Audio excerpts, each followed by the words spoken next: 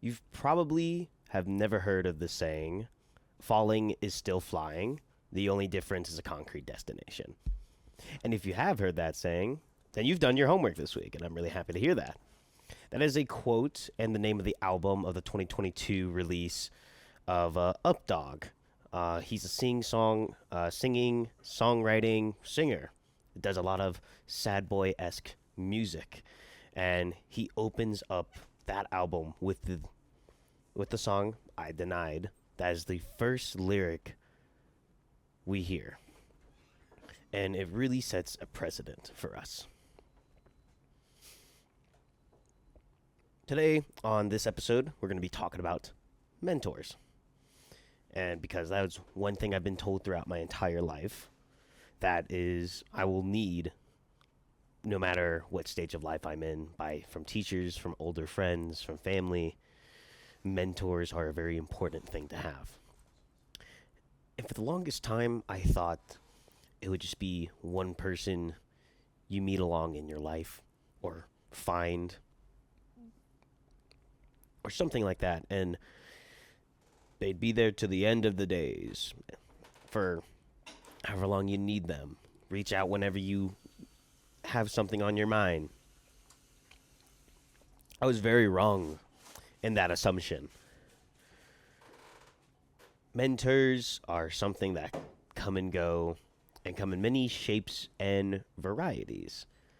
And I was a very interesting and fun dynamic to learn growing up during the pandemic, getting out of high school. This episode is a bit of a two-parter, mainly because we are talking about what I think makes a mentor, and there'll be a follow-up next week with someone will actually be interviewing, who I consider quite a role model as well. And so this will be a very brief episode today. The two media we're talking about today is, as I already mentioned, Falling is Flying by Updog, released in 2022. And we'll get into what he talks about with the album and why I think it's quite ahead of its time for when it came out. And we're going to be talking about the film Life is Beautiful, which did not come out in the 1980s. It came out in 1997. I thought it was 1987. I got grilled for that by some of my friends. That was pretty embarrassing. But you've probably seen that movie if you're like around my age, like you're an early 2000s kids and you went to public school. That was a movie it was one of those Holocaust movies that a lot of teachers would play for their kids in, history classes and stuff. And it's a very interesting movie compared to some other Holocaust movies I've seen. Just mainly because it just throws you into it when you least expect it. Especially as a kid, when I had no idea what that movie was about. Like, teacher just flipped it on the projector. We watched it, and an hour in, we're like, this is such a fun little movie. And then, boom. I'm going to be using these two pieces of media to talk to you about what I consider are characteristics of role models and mentors I've had in my life. And I want to just go ahead and start with the film Life is Beautiful and Guido. And we're not going to dive too deep into it because the movie covers a lot of ground in the hour and I believe 50 minutes it runs for. It doesn't really dive on many things very precisely, but it does everything else to such incredible effect. We have Guido, and sorry, I'm not familiar with. He's an Italian man who's also Jewish, moves, and he goes on this little adventure for the first hour of the film, meeting different people, talking to many different folks, trying to open a bookshop, making ends meet, working as a waiter for his uncle at this really high-end restaurant, and meeting the love of his life, where he goes, "Good morning, princess," every time he randomly runs into this beautiful woman who goes by Dora. Dora, he is convinced, is the love of his life. And he's correct on that. What makes Guido an incredible person is he is someone that really embodies optimism and willpower. There's this running bit where when he wants something to happen, such as like he wants to get someone to look over his way, he'll do this thing with his hands like, look over here, look over here, look over here. And that's something he gets from the star of the movie from his friend, which is, I am what I want. It's the power of willpower, willing it into existence. And so he goes through that throughout the whole movie. When he wants something, he goes for it. He makes it happen through just willpower, being himself. And despite the many awful situations he gets himself into on purpose, he's able to make people around him laugh, smile, and really appreciate his existence. That is essentially the first half of the movie. We get to the second half of the movie where he opens up his bookstore. He marries the love of his life.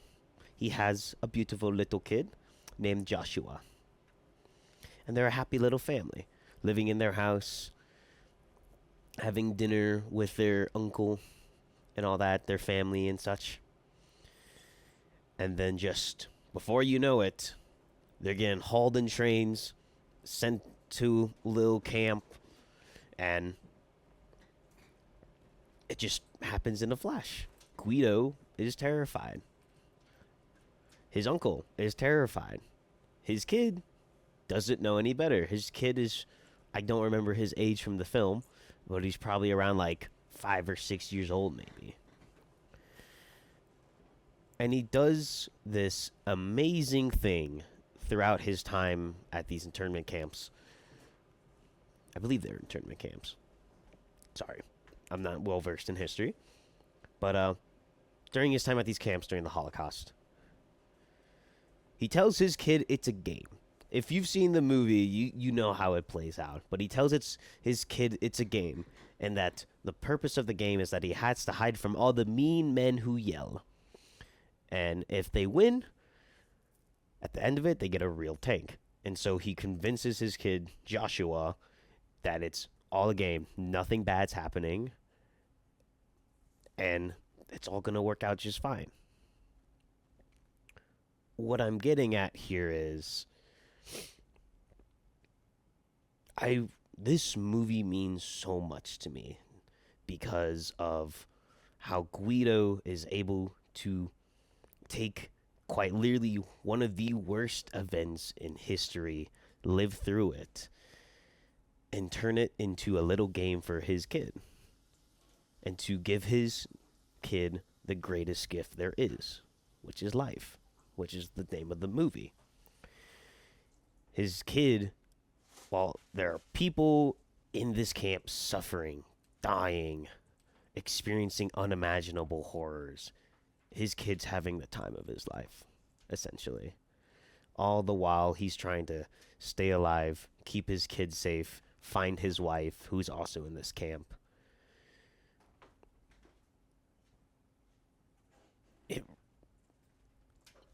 I'll be honest, when I watched the movie again earlier this week, just to like keep it fresh in my brain, I cried a little.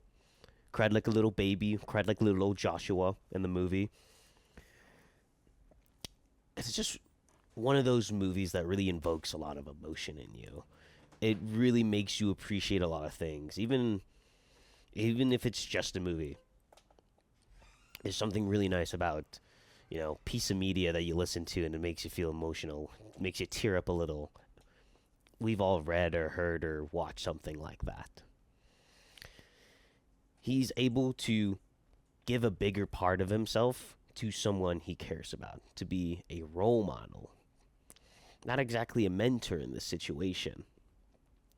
And he does it at the cost of, his life. At the end of the movie, he's able to keep his kid safe, but ultimately he gets caught and is killed, unfortunately. But his kid retained his innocence despite all that. The kid's reunited with his mother, gets to ride a giant tank home. The kid got what he wanted. He won the game. He got a tank. I think that is what it makes a role model. Someone that gives a part of themselves to keep others uplifted. And now I want to talk about the inverse of that. Because that's how I feel about role models, but I think mentors are a different, how to say, a different genre of that.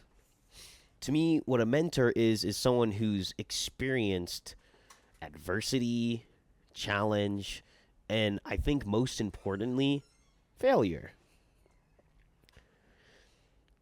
And that's a lot of what Updog talks about in his album, Falling is Flying. He opens up with the song I Denied with the same lyric, the same quote I said at the beginning of the episode. I almost said album, almost tripped on my words there. But the song I Denied shows how, in his own words, he is going through the grind. Which is essentially, I'd imagine this album is somewhat an explanation of his journey earlier in his music career, similar to how we talked about Barnes Courtney in the first episode, where his focus was making music, getting his face out there, making money off of it, and just living those highs. Even if they might be short, they might be brief, and all that. That's what the focus of the song is. Or that's what half the focus of the song is. The song I Denied, the catch, the little hook in the lyrics is that he talks about there are people that are trying to help him slow down, relax, hold back a little, and he keeps going, I denied. Where his focus wasn't on himself, even though he thought it was, his focus was the grind. And the song transitions right into the next part of the album, the second song, Dollar Signs. Some of you may have heard this theory before, where everyone has a certain limit, like a little bar above our heads, that indicates a certain amount of money that once we get to, our focus goes from just trying to survive, trying to make ends meet, and live bare minimum and comfortably, to making more money. That at a certain number for each and every human being, the amount of net worth you can accumulate, you can come worth, entirely changes your being, essentially, like 180. Because money goes from being a solution to a lot of your problems to your main source of stress at that point. And he talks about how his pursuit for these dollar signs, disconnects him from friends, family, and all that. It's pretty interesting, especially in the last part of the song. Like in the chorus, he calls this the New York state of mind. Just your ideas about squeezing every dollar out, on the grind, making as much money as possible, grabbing every buck you can.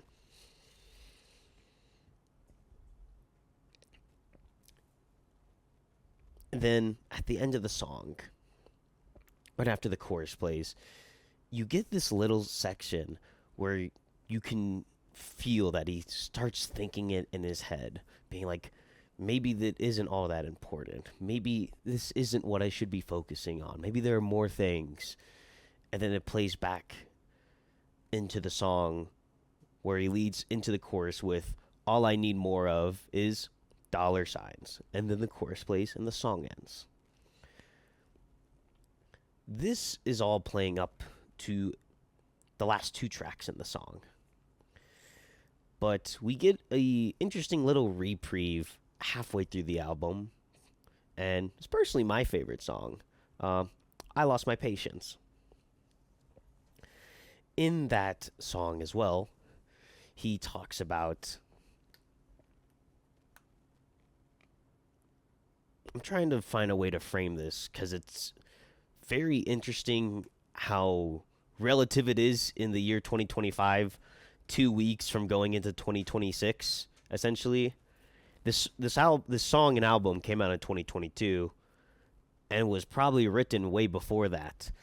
Where the song "I've Lost My Patience" is, he talks about his disappointment and how that leads into anger with people around him are so focused on superficial and fake things. The importance is where people are praising things that they like, but they don't exactly engage in those things. Like, let's take, for example, I drink a lot of coffee. And let's say I'm a popular coffee guy. My name's Coffee Mike, you know.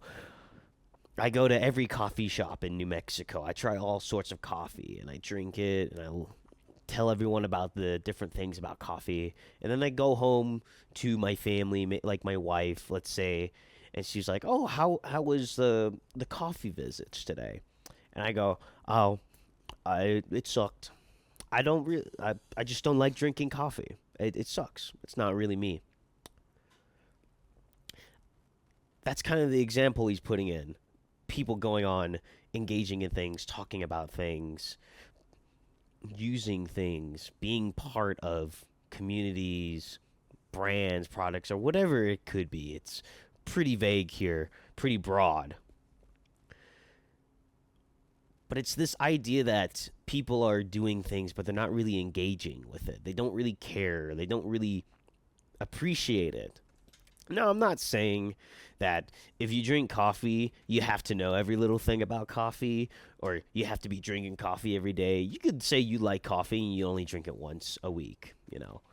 You can like whatever you want to like, but it's these people that put on a second face when they talk about these things, talk about music, movies, or whatever, and they're not being authentic. They're not being themselves. They're not being open. They're closing themselves off.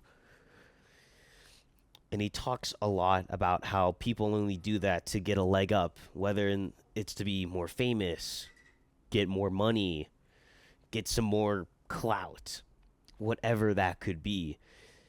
And he expresses that and expresses his worry with, we're going in a direction that's a little scary, where we're losing a lot of ourselves. We're losing parts of ourselves. It's not authentic. It's not genuine. And people are just doing it to achieve something else that they don't really want. It's hard to put into words, but we're trying to shoot for something and losing a big part of ourselves. And I think that's really prevalent nowadays with, there's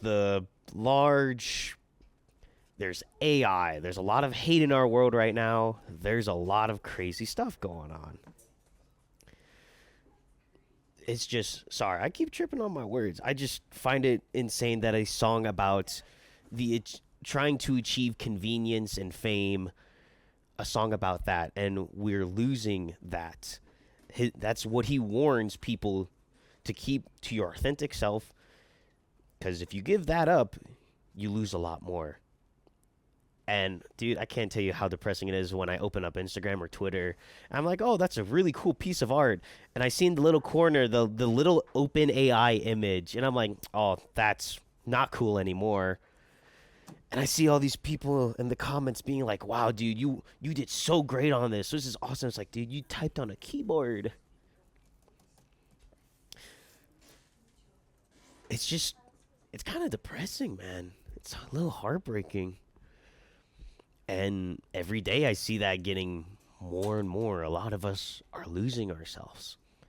And I don't know if this is some kind of autopilot thing or laziness or something maybe more depressing. He warns us with that.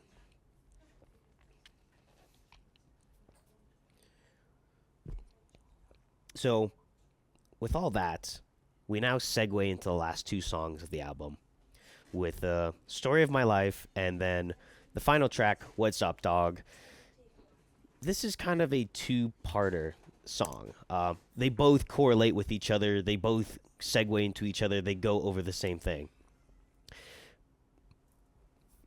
But Story of My Life it really slows down from the rest of the album, which is a bit more poppy and really mellows out with these long strums, drawn out beats, kind of like sitting you down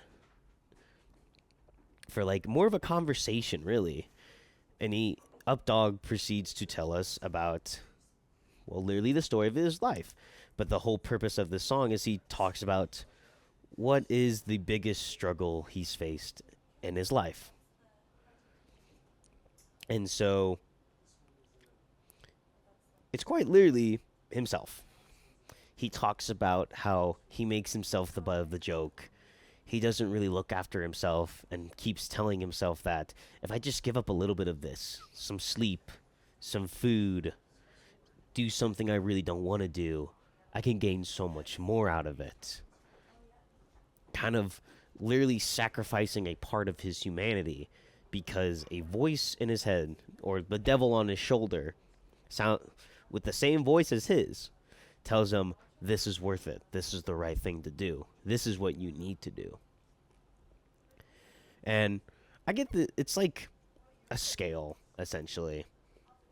Kind of like the similar idea of dollar signs, where he's weighing these things out, but they're weighing towards the wrong way. Just because that voice in your head sounds exactly like your voice doesn't mean it's you and doesn't mean it's right. Because, like I like to tell myself, when I have a really stupid thought in my head that tells me, you should go do that. And then I'm like, wait a minute. I'm really stupid and I'm not really right a lot of the times. So I probably shouldn't do that. It's kind of like the same idea with this song here. It's not a premonition. That's me misspeaking there, but that is a forewarning, not for himself, not a reminder for himself, but to people that listen through this album. What's Up, Dog is essentially kind of like the aftermath of that realization, where the story of my life is him kind of summarizing after living that kind of life and being a few years later on in his career, in his life in general. He's looking at himself being like, where did this get me? What did this even amount to? Did it really get me anything? Did it really make me happier? And so What's Up, Dog is sort of him talking about the aftermath of that. Nothing too specific. I'm kind of just, at this point, I'm not even talking about the general lyrics. I'm just talking about the general vibe and my interpretation of the song. Which, what it feels like is him talking about that it just wasn't worth it. And he's giving us this message that this whole album is, yeah, falling is still flying with a concrete destination. But once you land, you'll land hard and it'll suck.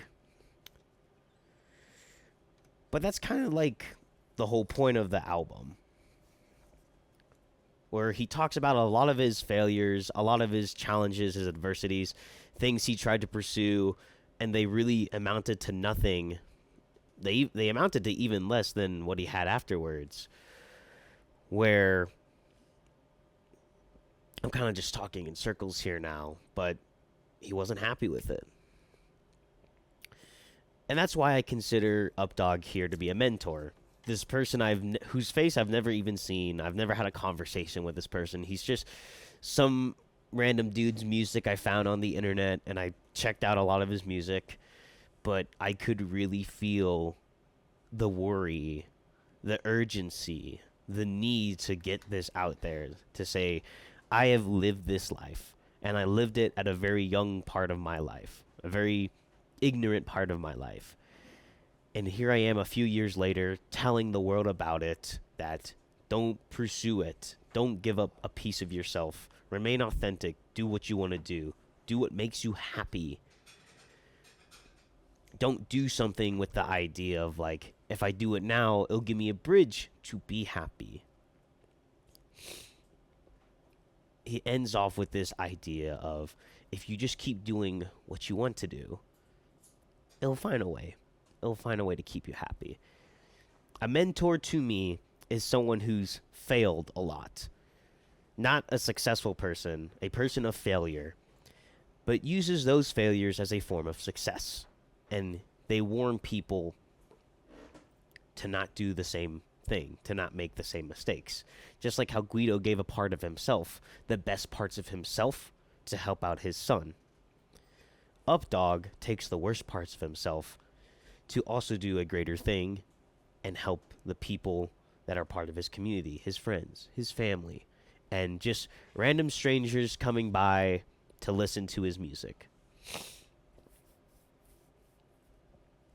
Because even though he spent a lot of that early parts of his life falling, it did help him later on learn how to fly.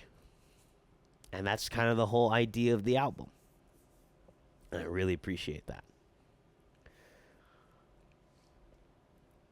And so with that, I want to leave us off with a recommendation. It's not going to be a music recommendation, actually. It's going to be a comic recommendation. And this is a comic we're going to talk about later on in the series, probably sometime in January. It's a comic I picked up a while back called The Freak. Forgive me, I forgot the name of the author. I'm not good with names. But it's a story that was really quick, bite-sized. I read, and I couldn't help but see a bit of myself in that, just being like, if I didn't meet the right people, I feel like I could read this and compare a lot more of my life to it. But that's not how I ended up, because I had people and I was willing to listen to them, hear of their stories, hear of their failures. I'm very lucky to have ran into many mentors. Some of them are close friends. Some of them are just people whose music and movies I've watched. But everything is made with that message of be better or be careful not to do worse. That is role models. That is mentors. And next we'll be doubling down on that by interviewing a gentleman doing a documentary about communities. And we're really talking about the impact of role models on that. But with that, I want to thank everyone for coming today, listening, and by the time this episode's released, hope you had a good Christmas. So with that, I'll catch y'all next week. Thank you.